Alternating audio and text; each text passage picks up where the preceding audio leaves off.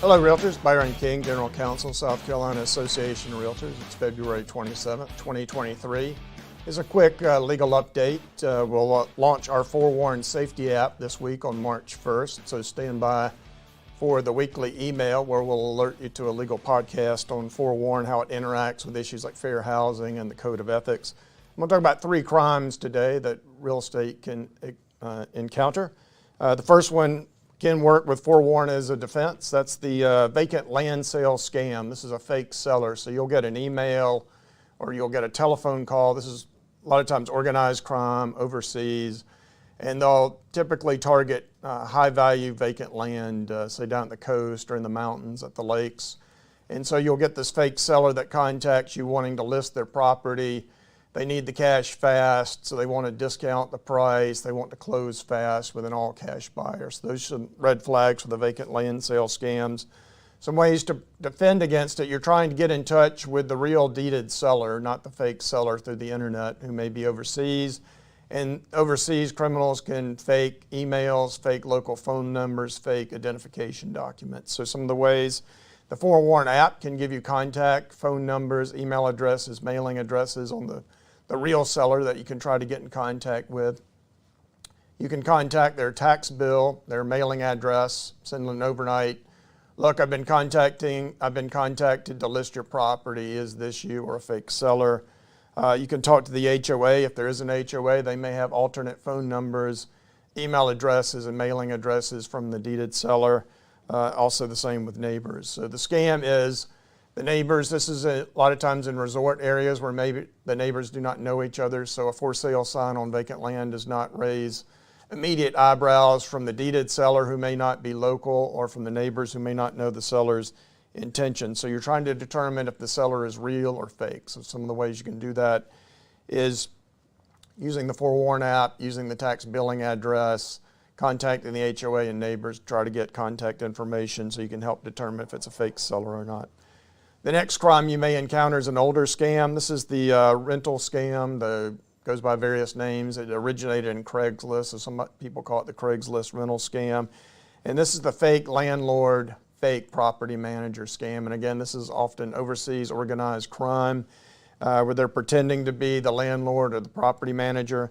And the way this scam works is they'll scrape your listing information off of the internet, MLS, IDX data feeds, and then they'll post on the internet as for rent, and they'll pretend to be a fake landlord or a fake property manager and interact with real tenants to get money up front, prepaid rent, security deposit money, and it's all a huge scam. So the ways you can defend against this rental scam: you can set up Google alerts for your listings, all your listing addresses, so that if somebody were to post a fake rental using your listing address, maybe Google alerts could detect it.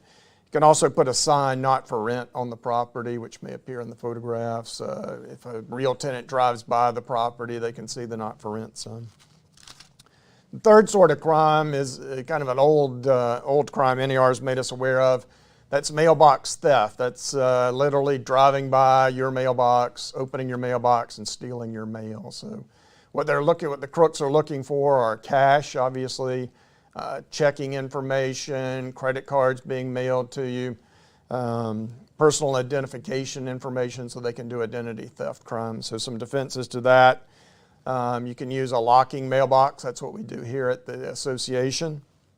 You can set up a P.O. box for your important mail, so it'll be under lock and key. And the U.S. Postal Service has an imaging system where you get an email daily where they image the outside of your check. So when you go to your mailbox and the envelope's not there, but it's in your emails being delivered, it immediately notifies you as theft could have occurred. And you can get in front of this with your bank or your credit card company. And then wrapping up, NAR wanted to make you aware of a couple issues. One of them was AMC data collectors. So with the shortage of appraisers, NAR's reported that there's AMC data collectors. These are unlicensed folks. Oftentimes they'll go to your listing or to where your buyer is buying the property, and they're collecting data on the property, photographs, interior photographs, exterior photographs, measurements. And these appraisal management companies, the AMCs, are working with the lender to decide if they want to order an appraisal or not. So some of these data collectors, one of the issues, since they're unlicensed, NAR has reported there's been situations where there's no background check on them, and maybe they did some bad things in the property. So just be aware when you get a contact, let your sellers know if they get contacted from somebody that wants to enter their house, that these AMC data collectors are out there. Maybe check identification, check where they're coming from, and make sure they're legitimate, and perhaps even monitor them while they're at the property. So if any of these crimes come up, the vacant land sale scam, the rental scam where they scrape your listing, or one of these mailbox, obviously you're going to contact law enforcement, local, for the theft of the mailboxes. For rental scams and vacant land sales, you may even want to report to South Carolina Law Enforcement Division, SLED. FBI is also working on it. This is an issue. This vacant land sale scam is happening all across the United States. We've heard reports from South Carolina all the way out to the West Coast. So FBI and Secret Service are working on that. So you can contact your field office or the FBI. Same with the field office for your local Secret Service offices. And if there's closing where there's lawyers involved, get the closing attorneys involved ASAP. They can often help solve some of these issues. And then please contact the associations. Let us know so that we can kind of track these issues and get the word out to other realtors. If you need to reach us, Byron King, my email is byron@screaltors.org. Our telephone number here at the South Carolina Association of Realtors, 803-772-5206.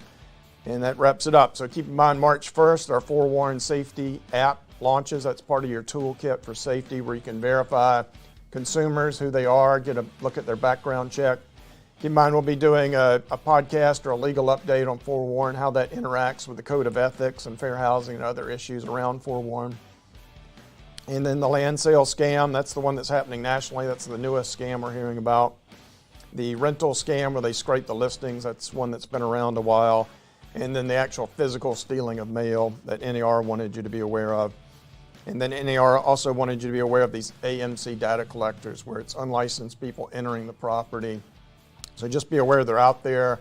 And so when your seller gets contacted about access to the property, that you and the seller can work to verify who this individual is. You can run forewarn check on them to check their background, and you can monitor them while they're in the listing. These typically are not appraisers due to the appraiser shortage. Many of the AMCs are hiring basically people off the street to become AMC data collectors. And again, please let law enforcement know if a crime occurs. Please call the hotline, let us know about it. Let the closing attorneys involved. And my phone number, 803-772-5206. Thank you to Mike Christ, who's on the board today, and be safe out there. Thank you.